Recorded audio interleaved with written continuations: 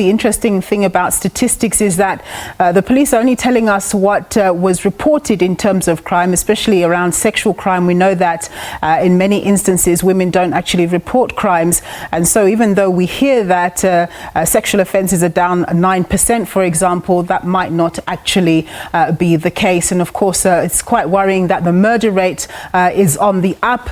South Africans continue to die at an alarming rate on a daily basis. I'm just going to hear if we can now establish contact with my colleague Bulelani Phillip. Yes, we can. Bulelani, thank you very much for joining us. Please expand on what came out of today's press conference. Well, good afternoon to you, Nompu, and to the viewers at home. Of course, the Police Minister and the National Police Commissioner, General Bheki Cele, just a short while ago, finishing a media briefing explaining all the statistics relating to crime on the third quarter, which is the period between October and end of December last year. Of course, the main message here is that murder is still on the rise. In terms of numbers, we are looking at about 859 murders that happened over that 3-month period. And that translates to about 74 murders a day. So those numbers are still quite high. And the increase there, it's at about 8.9%, Nombu. And that translates to about 562. That's the increase over that third quarter. Of course, the other issues that are coming out here is that rape cases, in as much as they've decreased by 7.4%, they still remain quite high, because for that period under review there were about 11,315 cases, and that translates to about 123 rape cases a day for that 3-month period. So those are some of the key numbers that are coming out of these crime statistics. And in summary, the minister are really saying that this might not be a win for the police, but it's certainly an improvement, and it was not a free-for-all for criminals during that period under review. Nombu? Bulelani,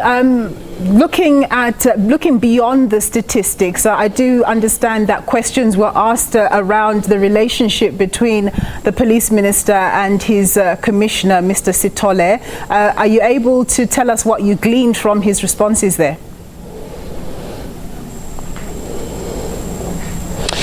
Well, certainly that's a question that had to be asked today, given that Mr. Bheki Cele, who's the police minister, had actually, raised concerns around the issue of not being able to have communication or having a working relationship with the national commissioner. That was now at the day of the State of the Nation address. A couple of days later, General Cele also issued a statement that seemed to clarify some of the statements that were made by Mr. Cele.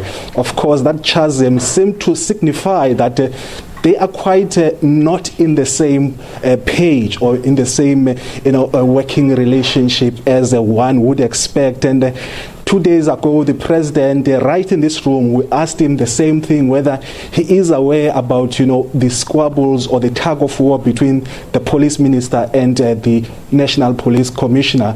And he said that, yes, he was aware of it, and that concerned him, and also he was actually paying attention to it. But coming today, it seems that the pair have actually put up a united front, saying that, Mr. Cele was saying that these disputes or differences of opinion seem to be exaggerated, while on the other hand, the National Police Commissioner says that even though they may differ, but in the end they would have to agree on issues of strategy. So it looks like at the moment, whether it's a PR exercise or otherwise, it looks like at the moment they are singing from the same sheet. Nompu? Bulelani, I wanted to ask you, of course, we know that the president did speak about making changes to the security cluster when he made his announcement at the State of the Nation, and he always tends to leave us hanging, wondering, but do you get a sense of timelines as to whether, when he's going to make that call, and whether in fact the police commissioner and our very own Minister Bheki Cele would be affected? Well, Dombu, of course, as you've stated, that that is a commitment that was made by the president during SONA, and of course, at that time, he didn't make any commitments in relation to the time frames. As I'm speaking to you now, even now, we are not any clearer as to when those changes will be made. I guess it's going to be anybody's guess at this stage whether it's going to be, taking a week, a month. Is a person who's known to consult quite widely before he takes any major changes, but we could expect that there will be quite a big shake-up, as is said in SONA, in the security cluster, given the kind of problems that are experienced there that actually have other unintended consequences in the fight against crime and corruption. Bulelani, we always tend to look at the high-profile crimes like murder and, of course, sexual offences. But, of course, one of the issues for businesses is security and being able, they talk about a conducive environment to doing business. What did we see around commercial crimes, around issues of CIT, cash in transit, heists, and so on and so forth?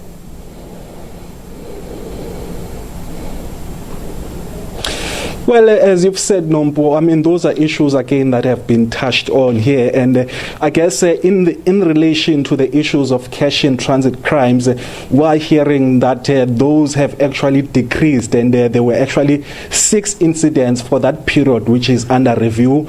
2 were in the Western Cape, 2 were in the Eastern Cape, and the other 2 were in Gauteng. So those ones, in as much as they have decreased, still a concern to the police top brass that those crimes should be brought down as much as possible. On the other hand, is that there seems to be a growing number of hijackings that are not necessarily geared to actually take your car, but are geared to taking the contents that are in your car, particularly those delivery vans. So those are some of the issues that the police minister says that those are trends that they are looking at in terms of trying to combat them so that businesses are able to access all parts of the country. Bulelani, thank you very much for your time and your report there, my colleague Bulelani Phillip.